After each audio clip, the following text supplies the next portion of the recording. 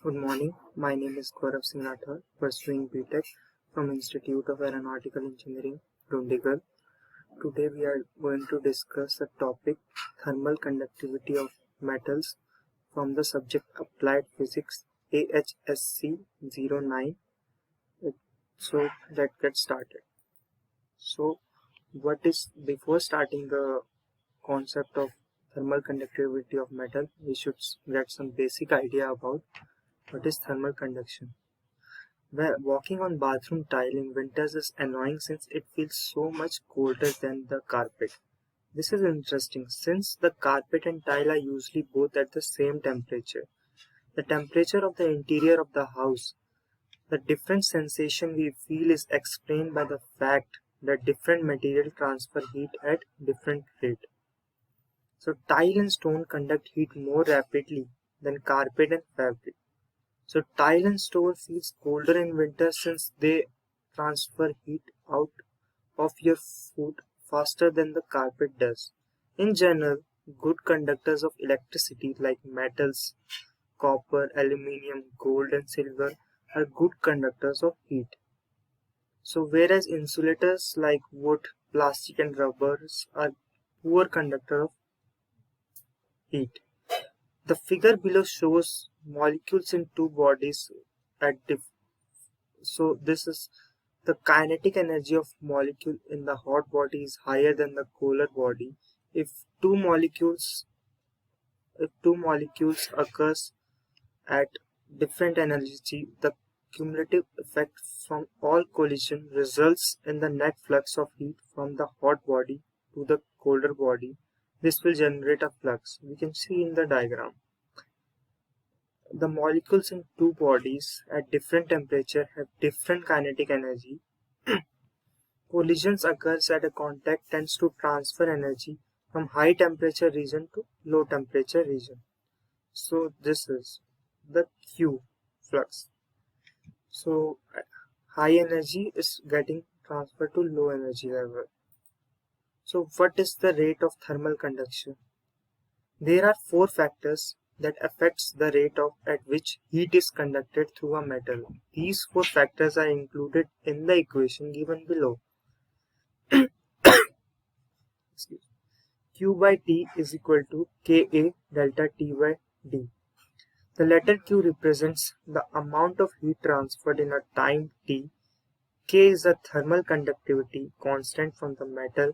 A is the cross-sectional area of the material used transferring heat.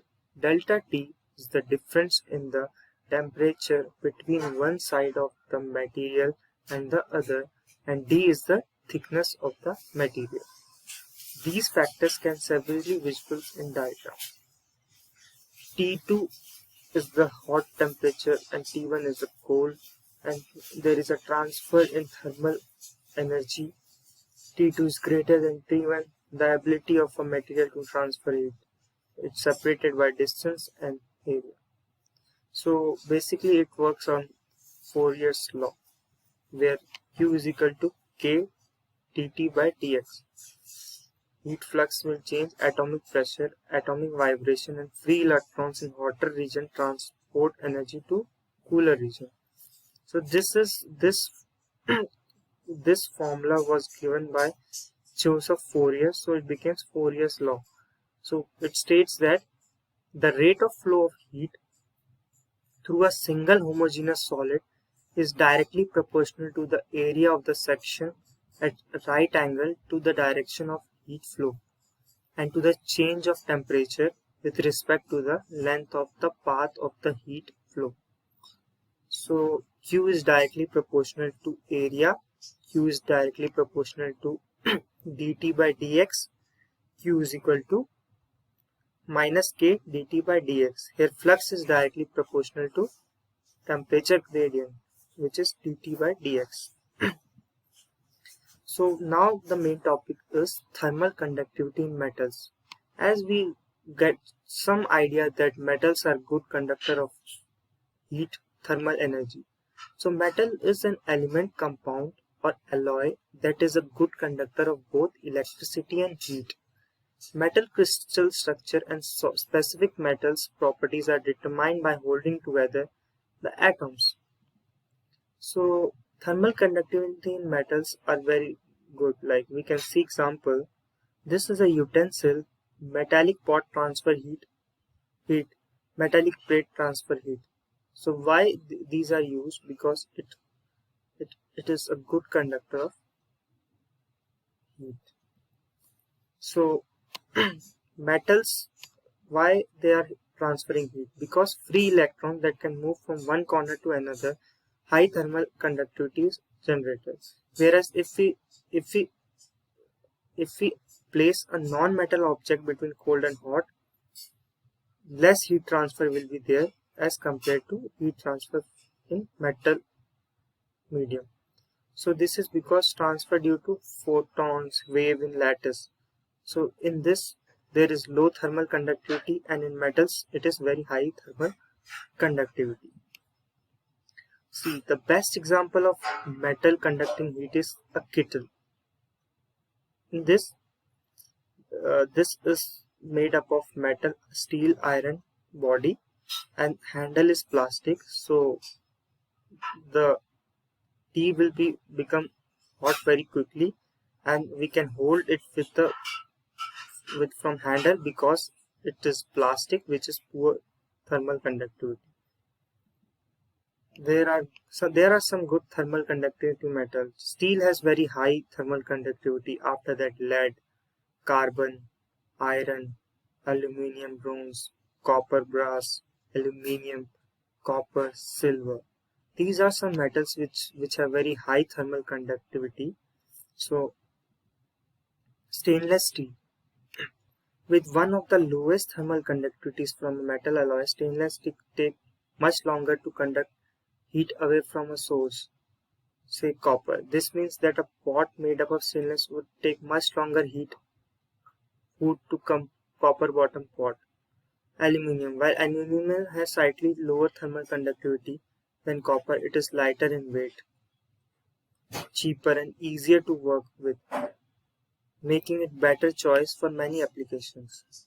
For example, microwaves such as LED and laser diodes use tiny heat sinks with aluminium foils that projects into the air.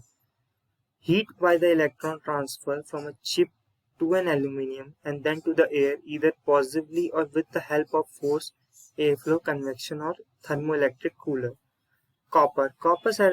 As we discussed previous, copper has very high thermal conductivity as it is much cheaper and more available than silver, which is the best metal for conducting heat.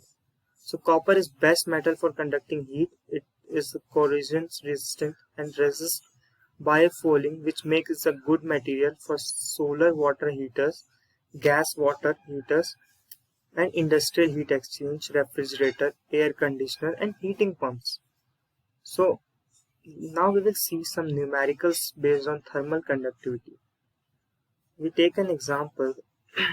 Two metals A and B have the same size. The thermal conductivity, the thermal conduction of metal A is, it's hidden like 2, it will be 2 kilojoule, and the thermal conduction of metal B is K.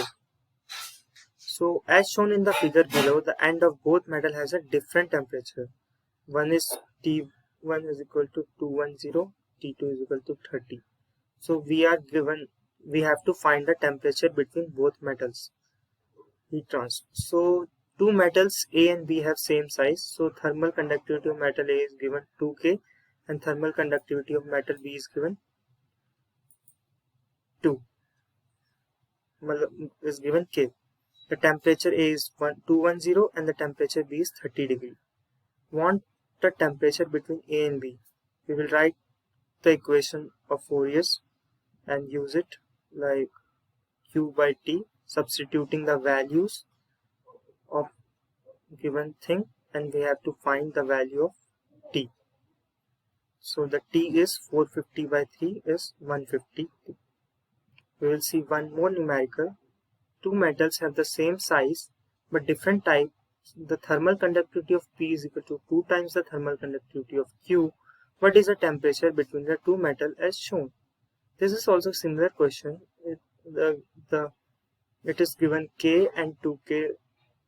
We have to find the value of temperature between two metals. We will write the heat conduction equation. Q by T is equal to Ka T1 minus T2 by L. So the rate of conductive heat is this.